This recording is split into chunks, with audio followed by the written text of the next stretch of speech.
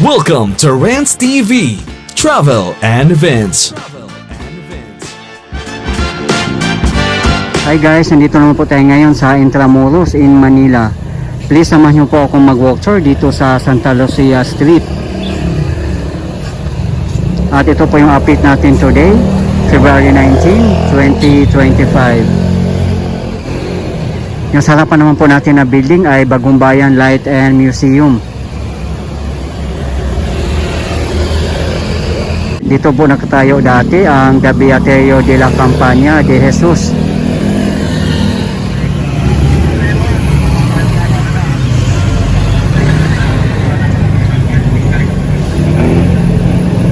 Ayan po ang Bagong Bayan Light and Sound Museum.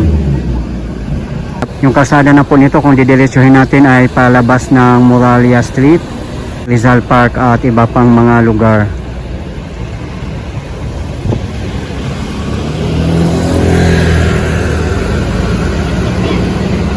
At aakyat po tayo dito sa napakagandang wall. At makikita din po natin dito ang napakagandang view ng golf course at iba pa.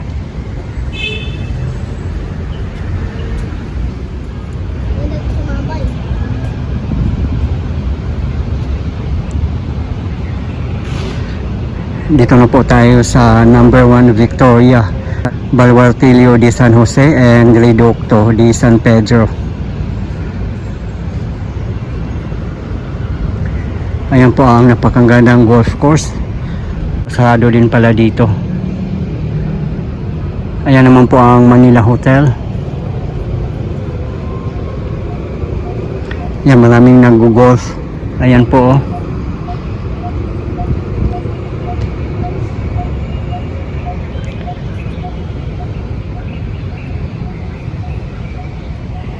Hindi pala tayo makadiretso dito. Sarado po siya. Ayan po ang Baluartillo de San Jose.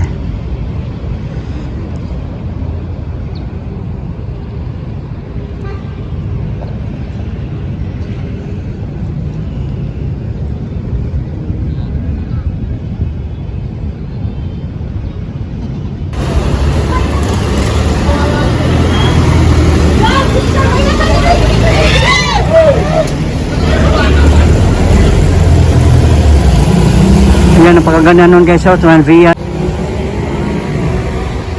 Dito na po tayo ulit sa Kalye Santa Lucia. Maganda din yung pinuntahan natin kanina, kaso lang napakaliit lang din ikutan doon. Ito ano kaya to guys, ruins. Ito naman po ang Cuartel de Santa Lucia. Napakalaki po niya, kaso lang ruins na po ang natira dito. Hindi pa nare-restore. Pero ang ganda po nito, ginawa na lang po nilang parking area sa loob.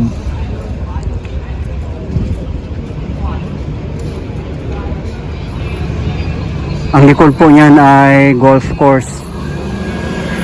Yung Cuartel de Santa Lucia, Barracks of the Philippine Constabulary. Ito po yung wall ng San Agustin Church.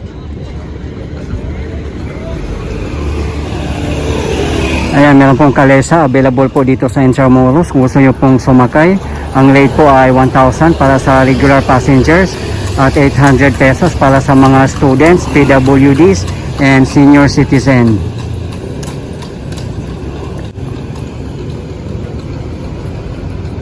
Maganda sana ma-restore tong Cuartel de Santa Lucia. Yung ruins po niya sobrang ganda.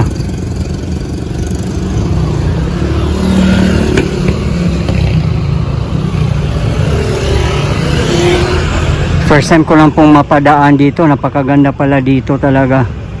Ang dami pa natin pwedeng i-explore dito sa Intramuros na hindi pa po natin alam. At napakasulit din mamasyal dito. Wala pang bayad at napaka-accessible. Yung sa tapat po natin ay Galleria de los Presidentes de la República Filipina.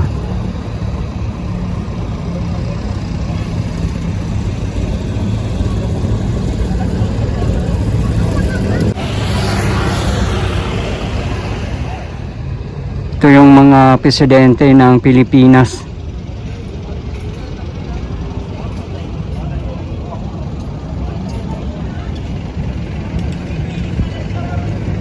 Ayan po ang San Agustin Church, the UNESCO World Heritage.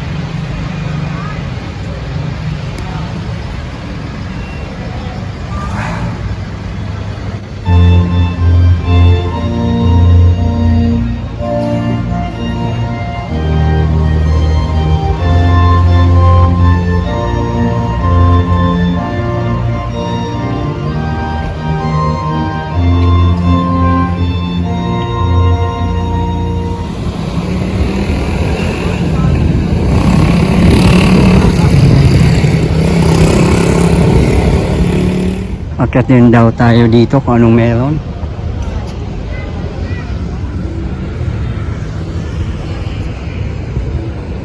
Galing tayo doon kanina, yung hindi tayo makadiretso dito. Sinarado po nila.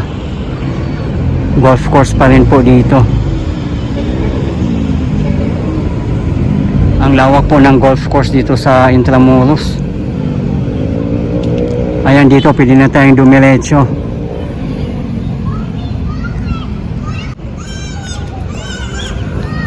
Yan, tuntua yung mga kids, takbo-takbo.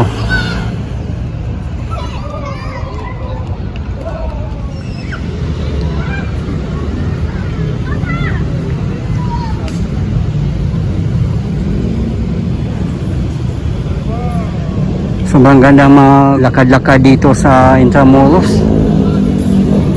Sa mga hindi po nakakaalam, kung gusto niyo po mamasyal dito sa Intramuros, pwede po kayong mag-LRT.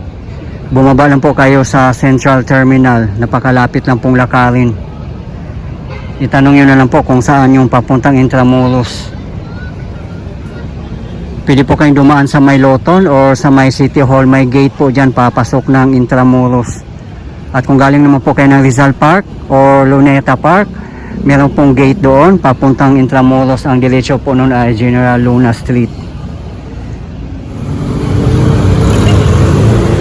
Dito po tayo sa General Luna Street at ito po yung gate palabas sa puntang Rizal Park, Rojas Boulevard, Manila City Hall at iba pang mga lugar.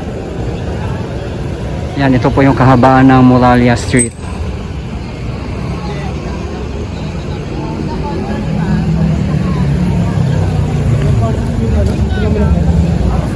Ito yung Department of Labor and Employment Building.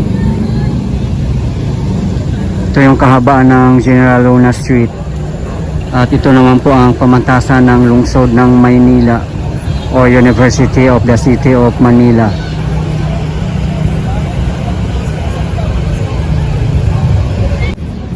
Andito na po tayo sa Puerta de Santa Lucia. Napakaganda po dito. Marami din mga foreigners na mamasyal dito ngayon. Time check, 5:45 PM local time. Mga estudyante din, madami. Ayan po.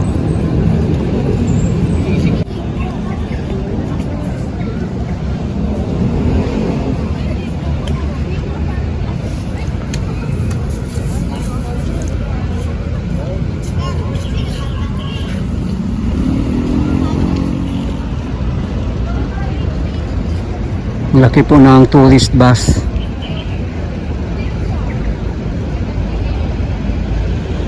Part po ito ng San Agustin Church, the UNESCO World Heritage.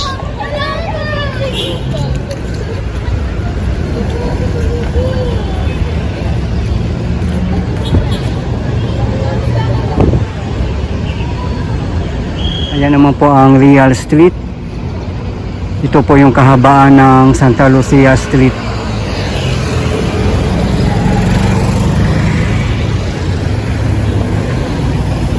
At dito po tayo ngayon sa Puerta de Santa Lucia. First constructed 1603 with chambers 18th century. Punta naman po tayo dito sa other side.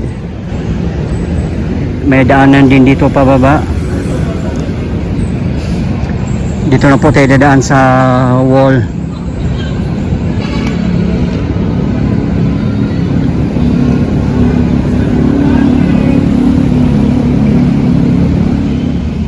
Mas nakaka-relax dito kasi may golf course, merong lake, ang daming trees.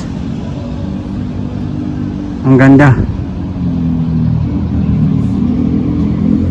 Yan, yung flooring naman dito, lubak-lubak na po sa sobrang tagal na.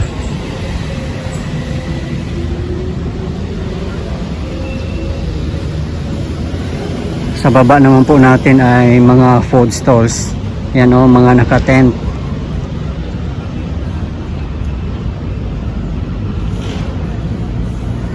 Ayan po ang Ateneo de Municipal na ongoing restoration.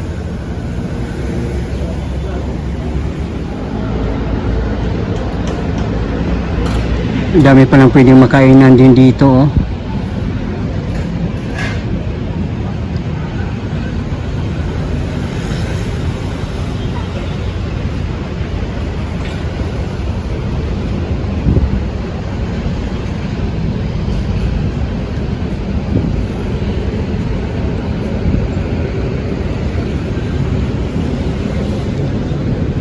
Yan, marami din mga nakatambay dito, nagpapahangin. Ang lawak pala dito. Yan, may basura din dito. Wala naman ako nakitang basurahan dito, kaya ito lang, nakatambak ang basura dito.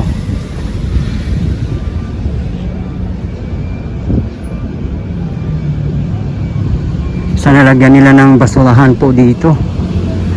Every corner, para hindi talaga magkalat yung mga basura, kasi kung may basurahan pa nga hindi nga tinatapon ng maayos eh. What more kung walang basurahan, di ba guys?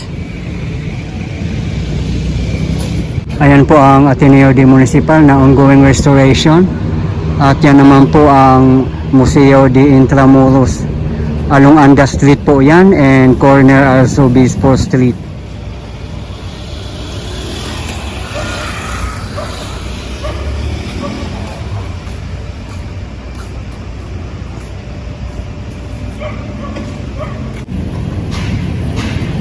Dito na side naman, dami ding mga kainan dito. Ayan po.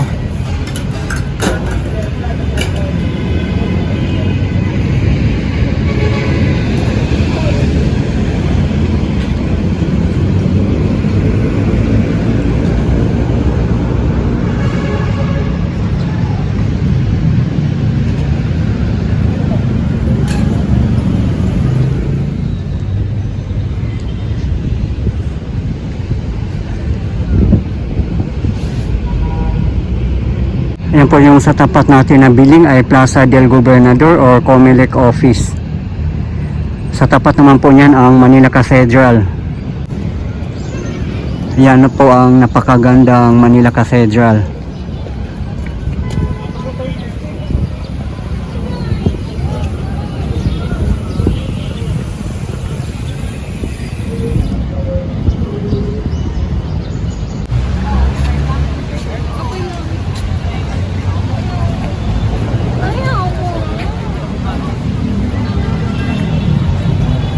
Ito po yung kahaba ng Santa Lucia Street. Tutumbukin po natin dito hanggang dulo. Yan, may malaking puno ng mangga po dito. Didiretso po tayo guys, doon tayo mag-exit sa Soriano Avenue. Ito po yung basurahan dito, nakalagay lang sa black na plastic na garbage bag. Yan po yung maraming mga kainan oh. Ayan po mismo ang Museo de Intramuros, at yung tapat po niyan ang Ateneo de Municipal na ongoing restoration.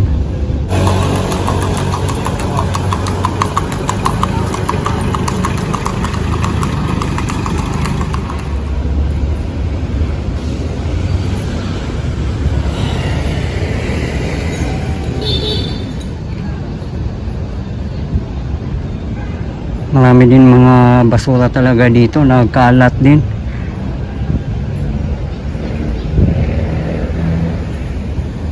Sana naman po guys, kung mamasyal tayo dito, huwag po tayong magkalat.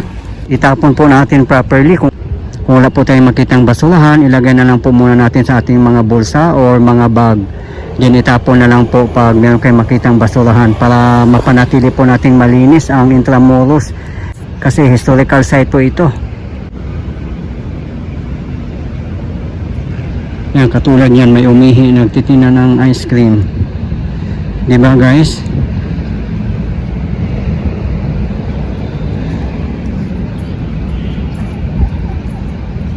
Kaya mangangamoy panghi talaga yung mga ibang street na madadaanan natin.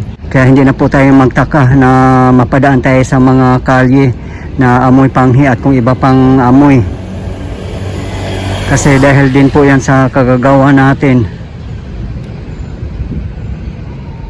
Kasi po kahit ano pang gagawin ng government na pagpapaganda sa kapaligiran natin, lalo na sa mga park o mga pasyalan, kung tayo naman po ay walang mga disiplina sa ating mga sarili, tapon dito, tapon doon pa rin, magiging useless lang din po ang effort ng ating pamahalaan.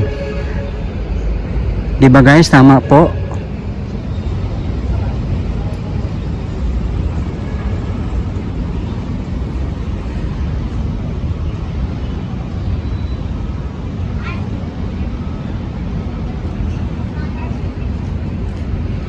Mahaba-haba din pala itong Santa Lucia Street.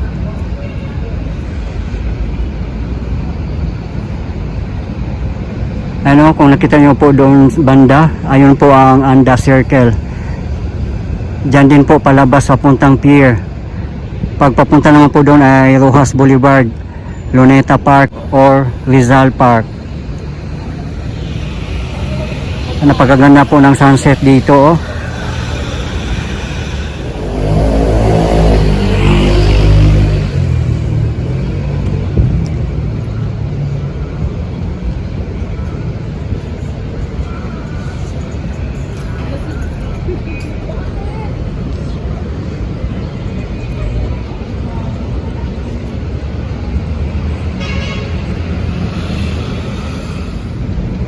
Kahit dito na side may naglalaro pa rin ng golf. Grabe, ang lawak pala ng golf course dito sa Intramuros. Kahit doon sa harapan ng Lyceum at Mapua, may golf course din po doon na area. Dito po tayo sa Balwartillo de San Juan, constructed as a component of the seaside defense of Intramuros, forms part of the fortifications of Intramuros, which were declared as National Historical Monument 1951, then as a National Cultural Treasure 2014. Yan, hanggang dito lang po tayo. Sarado na po doon.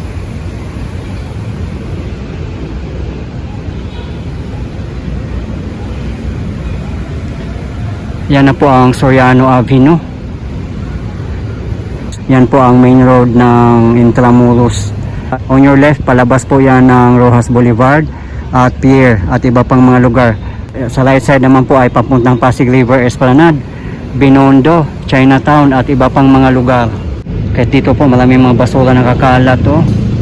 Wala din po kasing basurahan nakalagay dito. Ayan, nakakalungkot lang po guys, no, na marami po tayong makikita mga basura nakakalat, lalo pa dito sa historical site ng Intramuros.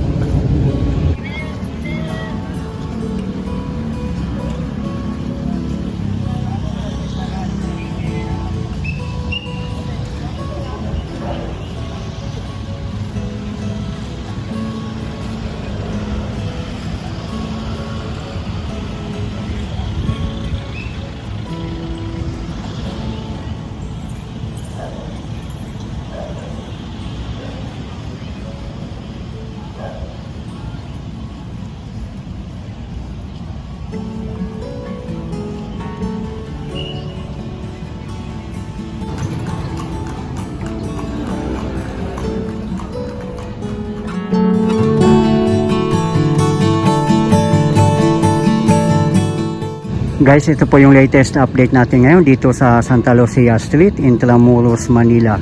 As of today, February 19, 2025. Maraming salamat po sa patuloy yung suporta at panonood ng aking mga videos. I really appreciate po. At hindi po ako magsawang i-update kayo, lalong-lalo na po sa mga government infrastructures. Mabuhay ang Pilipinas. Okay guys, thank you for watching and keep safe everyone.